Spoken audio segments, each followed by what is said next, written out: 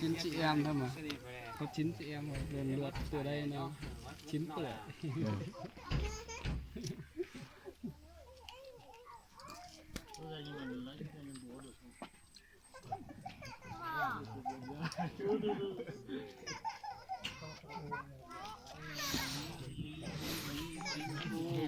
Thế thì phải bỏ cái này ra anh ạ. Bỏ hết ra đi. Cắt cái này ra. Sao bỏ được? Cắt ra thôi. Buộc cái sừng nó vào đây này. Như này này. Chết đấy. Chết đấy. Cho nó khởi động chứ. Dê này khó chịu lắm. Dê bây giờ này, bỏ cái này ra đi, cho thả đầu nó ra. Đấy.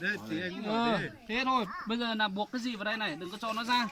không được nữa. Thế Cái thôi. cổ nó mà cứ như để cho thế nó thì thăng thua rồi. Đấy, thả ra. Chứ là mẹ buộc cái đấy vào thì về đến nhà không được cắt tiếp đâu. Đấy cho còn giữa này thôi. dê này khó ai lắm, dê này khó chịu lắm, Không như con lợn. Không được cả nhá. Chứ chỉ bảo ăn thế cho nên được. Con lá nó chết. Anh buộc như thế này. Con lát đi tầm à? Buộc từ đây lên thôi. giờ dây sừng nó Đấy, buộc từ đây thôi. nếu mà Cổ có nó cái ngược tí. Buộc đây này. Thùng thì không sợ đâu mà. trong một thùng kia thì là pháo ấy rồi thì Nhưng mà để sau này chứ. Anh buộc cái này vào đi. Anh đi làm mặt quan.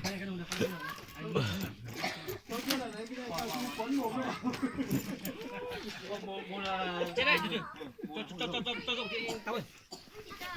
Cho rộng cái đầu câu thế này được. Đấy chưa nó cũng tháo ra đi. Dây nó cũng tháo ra được. Tháo ra đi. Dây buộc lên rồi.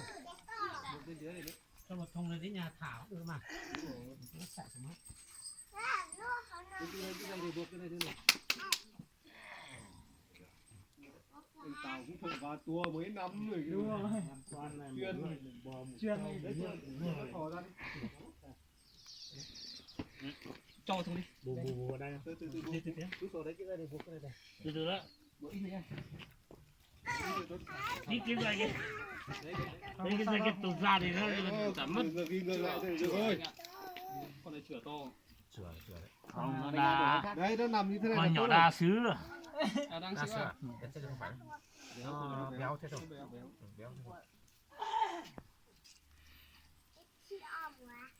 Nhỏ đã ăn sữa ấy. Cái nhỏ đã ăn sữa mà. Nó đã cay vừa là chừng cay. Thế thì tiết cho mẹ nó qua nhỏ. Mà kia là mình có sữa của nó làm gia vị nữa. Nằm bẹo. Đấy, cứ bảo là 20 cân. Đó mà cái này phải. Ý Sinh ơi, cái ba lô này cứ để đây. Con lợn thì anh chở từ nhà đến Kinh Ngai một ngày thì cũng không chết. Chữ nhiều đây nhá. Thuốc thế này. Không thoát đâu, không thoát khe này. Khe này hử hết mà. Ba lô hay là ba lô treo lên đi. Nó để ỉa lái vào đấy. Ở đây không ấy nhỉ? Không cho cái bìa rưỡi này. Không để Mà giờ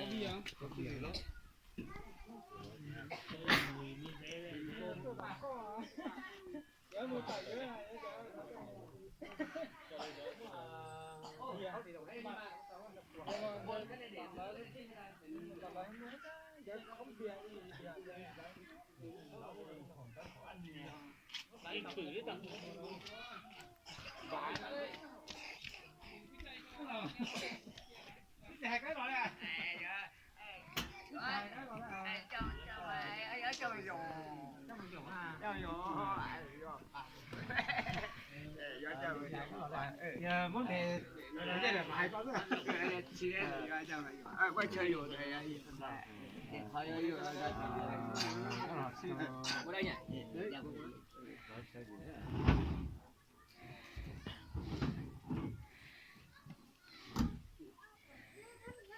Cái này cũng được mà. Vâng đấy cái dây chắc.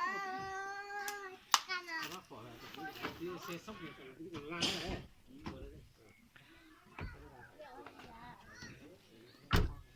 cái này nó không có miệng đâu. May ra là gì? Cái này nó không có miệng đâu.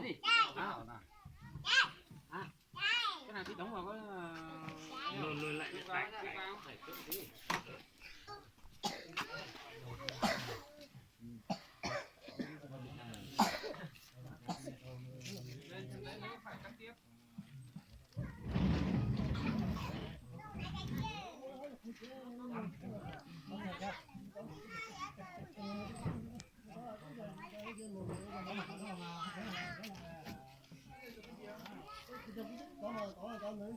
No.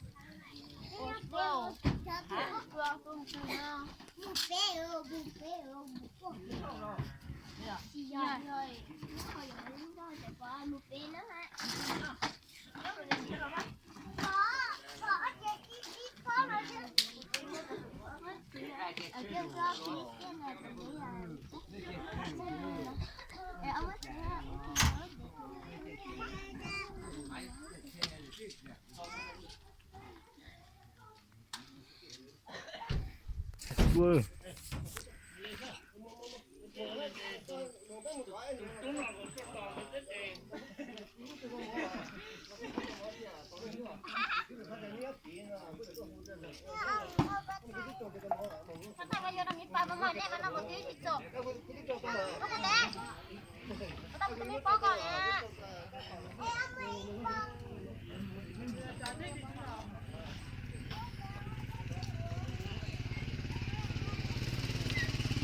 Chạy đua nào, ăn tốt nào.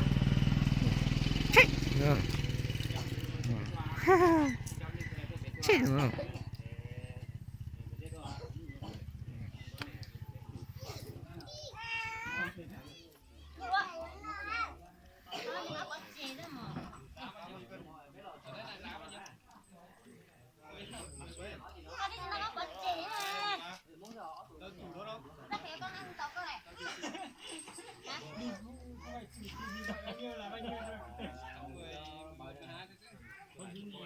Tính là 30 cân.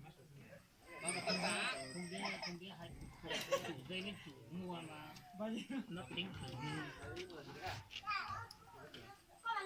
tìm kỹ là nấu quá thì mình lấy cái gì có khí vẫn có nhưng mà nó có con lợn thì chở cả ngày nên sao đúng là con lợn thì kiểu nó chở đến Sơn La mà con lợn không gì thì con dây còn thoát hơn đây đúng không con lợn không bằng con dây như con bò mà con lợn thì em chở đi ai là lóng cái này đâu đi xăm chết thì cái này tí chứ nó đi về nhỉ về kiểm tra nó thoát hết mà nó không khí đâu nó thoát hết cái này mà nó có khí 15 phút thôi. kia hử tí là anh em muốn xếp lại nhỉ Quay lại đây nhá. quay lại chứ Có khí tí không sao. đi luôn thẳng luôn chứ đi thẳng luôn đấy vậy cứ để con dế tới đây để chú cứ thoải mái uống rượu Thì vào nhà cậu bên này trước ra thôi giải quyết xong đấy. con nữa có vào rồi sao mỗi nhà một tí qua vào đây qua vào ăn chưa vào thì vào mỗi nhà đi một tí nhà đi một tí không em xin ra tiền dây xong là đi bên kia xong là mình đi đó Lên sóng rồi nhá. Anh Trình nhá. Lên YouTube rồi nhá. cho bãi như được Có mặt lên hẳn rồi. Vùng cao Việt Bát rồi. một tí lọ này Đàn nào cũng ấy, đàn nào cũng mua ăn đi sỏi mình đi xe máy được chắc